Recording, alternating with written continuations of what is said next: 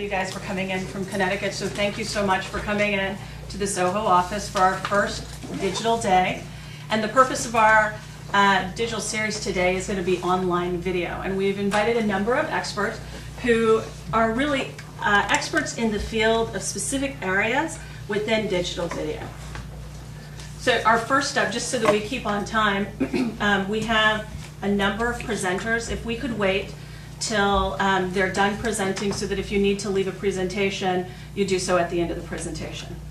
So I'd like to introduce Sean Mahoney, who is with the VideoEgg network. And I've described the VideoEgg network as cable TV on the internet on steroids. Overview of our company, as I mentioned, based in San Francisco.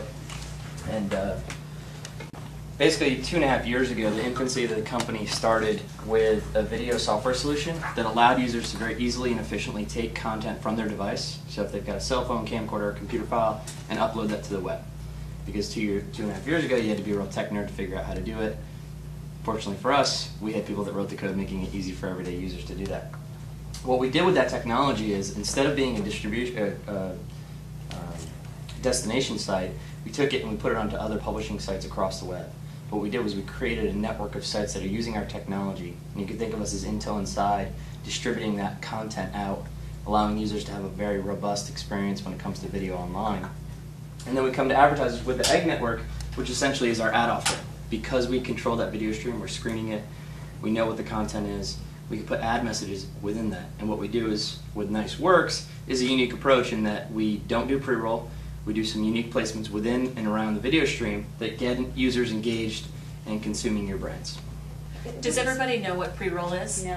Okay. Okay. For everybody in the group, pre-roll is essentially throwing your 30 or your 15-second ad up online. So quite often what you will see is a pre-roll bumper up at the front. So if it's up at the front of a piece of content, so say you're watching Desperate Housewives on abc.com, they will stick the 30-second or 15-second commercial up front. And that is called pre-roll. If it comes in the middle of the show, it's called mid-roll. And if it comes at the end of the show, it's post-roll.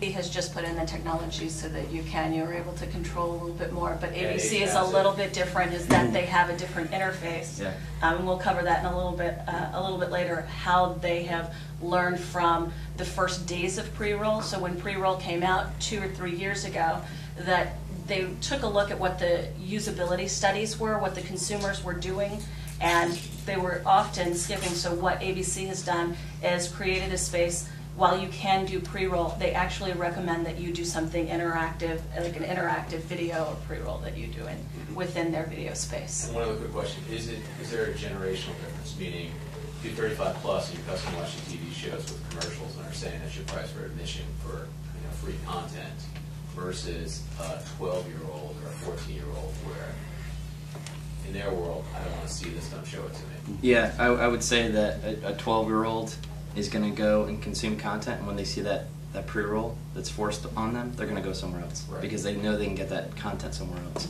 Whereas the older generation is more yeah, right. Yeah. Well, there's a cost to it. Yeah. We were actually at an OMA conference on video 3 weeks ago. Yeah. And someone, they had a panel and they were discussing video, and this guy from California was like, pre-roll's not the answer.